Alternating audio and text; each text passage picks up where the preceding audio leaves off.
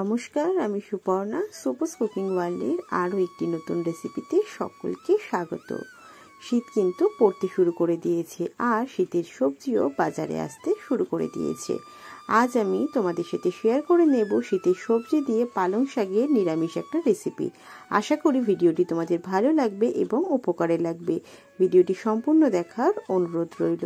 চলো কথা না বাড়িয়ে ভিডিওটা শুরু করা যাক। রেসিপিটা বানানোর জন্য প্রথমে আমি একটা কড়াই উনানের ওপর বসিয়ে দিয়ে কিছুটা তেল গরম বসিয়ে দিয়েছিলাম। তেলটা গরম হতেই তার মধ্যে দিয়ে দিলাম 50 গ্রাম পরিমাণ মটর ডালের বড়ি। বড়িটাকে নাড়াচাড়া করে বেশ লাল লাল করে ভেজে নিতে হবে। দেখো বড়িটা কিন্তু এখন ভাজা হয়ে গেছে। সমস্ত বড়িগুলোকে তেল থেকে তুলে নিচ্ছি।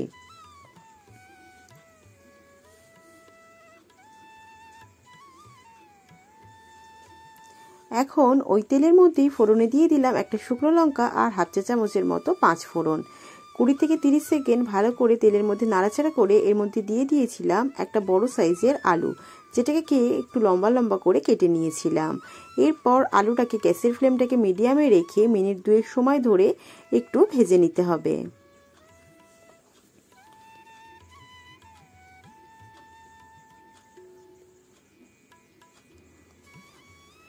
আলুটা কিন্তু এখন 2 মিনিট ভাজা হয়ে গেছে। এই পর্যায়ে মধ্যে দিয়ে দিয়েছিলাম একটা মিডিয়াম সাইজের মূলো, যেটা কিন্তু আলুর মতো লম্বা করে কেটে নিয়েছিলাম।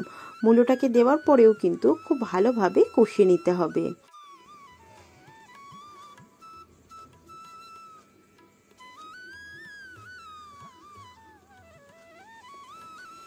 মিনিট খানেক সময় মূলোটা কষিয়ে নেওয়ার পর এর মধ্যে দিয়ে দিয়েছিলাম 8 থেকে 10টা শিম, যেটাকে 2 টুকরো করে কেটে নিয়েছিলাম। শিমটাকে দিয়েও কিন্তু বেশ খানিকক্ষণ সময় ধরে নাড়াচাড়া করে নিতে হবে। এই পর্যায়ে কিন্তু কোনো রকম লবণ ব্যবহার করা যাবে না, তাহলে সবজি থেকে জল ছাড়তে শুরু করে দেবে আর সবজিগুলো কিন্তু ভাজা হবে না।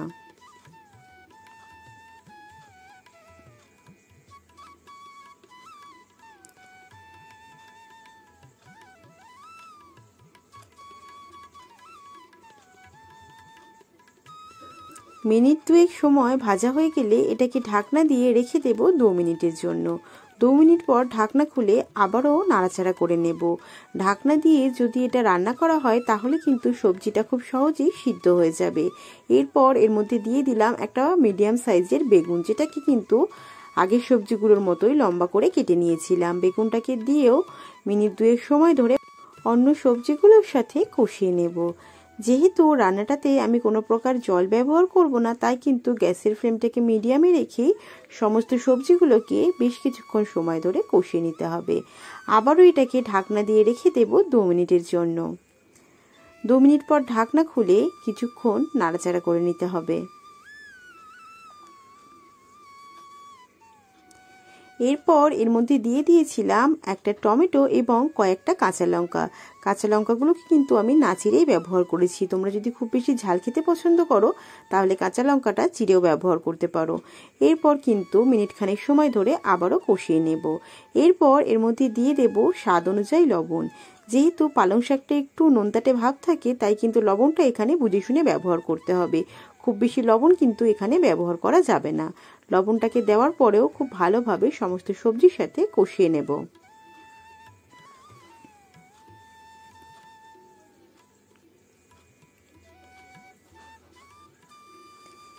এরপর এর মধ্যে দিয়ে দিয়েছিলাম হাফ চা চামচ জিরে গুঁড়ো, 1/4 চা চামচ লাল লঙ্কার গুঁড়ো। তারপর কিন্তু ভালো করে সবজিগুলোর সাথে মিশিয়ে নিয়েছিলাম এবং মিনিট খানেক সময় ধরে কষিয়ে নিয়েছিলাম, যাতে জিরের যে কাঁচা গন্ধটা আছে সেটা চলে যায়। এরপর এর মধ্যে দিয়ে দিয়েছিলাম 1 চা চামচের মতো হলুদ গুঁড়ো।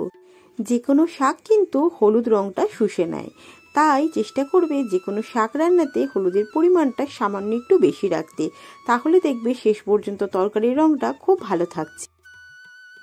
এখন এর মধ্যে দিয়ে দেব হাফ চা চামচ পরিমাণ গ্রেট করে রাখা আদা। আদাটাকে দিয়েও খুব ভালোভাবে কষিয়ে নিতে হবে যতক্ষণ না পর্যন্ত আদার কাঁচা গন্ধটা চলে যায়। এই রান্নাটাতে সামান্য একটু আদা ব্যবহার করলে কিন্তু এর স্বাদটা অনেক বেশি ভালো আসে।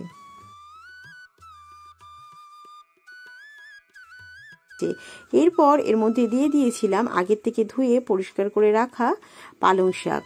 পালং শাকগুলো দেওয়ার পর কিন্তু পরিমাণে অনেকটাই বেশি হয়ে গিয়েছিল, কড়া থেকে প্রায় উঁচু হয়ে গিয়েছিল। এরপর এটাকে ঢাকনা দিয়ে রেখে দিয়েছিলাম 5 মিনিটের জন্য।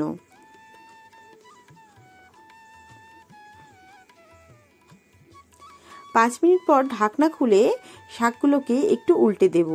তলার দিকে শাকগুলো কিন্তু এখন অনেকটাই নরম হয়ে এসেছে, তাই একটু উল্টে দিতে হবে। সবজিগুলোকেও একটু উল্টে দিলে খুব সহজেই কিন্তু দেখবে পালং শাক থেকে আবারও জল বেরিয়ে আসছে।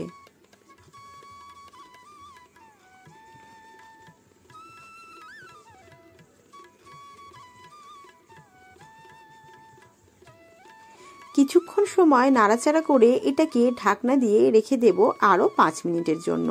5 মিনিট পর দেখো এখন কিন্তু পালং শাকটা একেবারে কমে গেছে। এই পর্যায়ে আমি এখানে দিয়ে দেব হাফ চা চামচের থেকে আর একটু বেশি পরিমাণ চিনি। যেহেতু পালং শাক একটু নোনতাটে, তাই এখানে চিনিটা কিন্তু অতি অবশ্যই ব্যবহার করো, তাহলে কিন্তু রান্নার স্বাদটা অনেক বেশি ভালো আসবে। চিনিটাকে দিয়েও খুব ভালোভাবে কষিয়ে নিতে হবে। এরপর এর মধ্যে দিয়ে দিতে হবে আগের থেকে ভেজে রাখা বড়িগুলো। যেহেতু রান্নাটাতে কোনো প্রকার জল ব্যবহার করব না, তাই কিন্তু এই শাকের জলেই বড়িটা সিদ্ধ হবে, তাই বড়িটা একটু আগেই দিয়ে দিতে হবে। এরপর এটাকে ঢাকনা দিয়ে রেখে দেব সবজিগুলো সিদ্ধ হওয়া পর্যন্ত। 2 থেকে 3 মিনিট পর ঢাকনা খুলে কিন্তু একবার নাড়াচাড়া করে দিতে হবে, যাতে তলা থেকে না লেগে যায়। তোমরা কিন্তু এই শীতের দিনে এই শীতকালীন সবজি দিয়ে পালং শাকের রান্নাটা অবশ্যই একদিন করো। আর যদি বাড়িতে বানাও, খেয়ে কেমন লাগলো সেটা আমাকে কমেন্ট করে জানাতে ভুলো না। তোমাদের কমেন্ট পেলে কিন্তু আমার রান্না করার উৎসাহটা আরও অনেক বেড়ে যায়। দেখো, কথা বলতে বলতে কিন্তু এখন অনেকক্ষণ সময় ধরেই খুব ভালোভাবে এটাকে কষানো হয়ে গেছে। এবার এটাকে ঢাকনা দিয়ে রেখে দেবো যতক্ষণ না পর্যন্ত সমস্ত সবজিগুলো সিদ্ধ হয়ে যায় এবং শাক থেকে জলটাও শুকিয়ে আসে।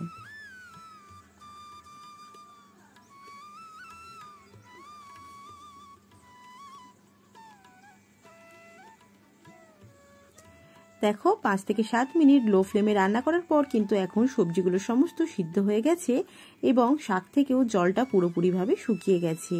এই পর্যায়ে কিছুক্ষণ সময় গ্যাসের ফ্লেমটা মিডিয়ামে রেখে একটু নাড়াচাড়া করে নেব, তাহলে অতিরিক্ত যে জলটা আছে সেই জলটাও কিন্তু খুব ভালোভাবে শুকিয়ে যাবে। তোমরা কারা কারা পালং শাক খেতে পছন্দ করো আমাকে কমেন্ট করে জানিও। আর যদি পালং শাকের অন্য কোনো রেসিপি আমার কাছ থেকে দেখতে চাও, তাহলে সেটাও আমাকে কমেন্ট করে জানিও।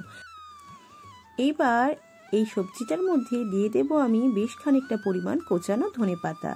যেহেতু এটা শীতকালীন সবজি দিয়ে রান্না, তাই কিন্তু এখানে ধনেপাতার ফ্লেভারটা অনেক বেশি ভালো লাগে, তাই চেষ্টা করবে সবশেষে এখানে ধনেপাতাটা দেওয়ার। ধনেপাতাটা দেওয়া হয়ে গেলে ভালো করে কিন্তু সমস্ত তরকারিটার সাথে মিশিয়ে নিতে হবে। এরপর কিন্তু গ্যাসের ফ্লেমটাকে বন্ধ করে দিতে হবে। তৈরি হয়ে গেল আমাদের সুস্বাদু শীতকালীন সবজি দিয়ে পালং শাকের এই রেসিপিটা। এই ছিল আজকে আমার রেসিপি। ভিডিওটি ভালো লেগে থাকলে লাইক, কমেন্ট এবং শেয়ার করে দিও। যারা আমার চ্যানেলে নতুন তারা আমার চ্যানেলটিকে সাবস্ক্রাইব করে দিয়ে আমার পাশে থেকো। দেখা হচ্ছে তোমাদের সাথে পরবর্তী রেসিপিতে। টাটা।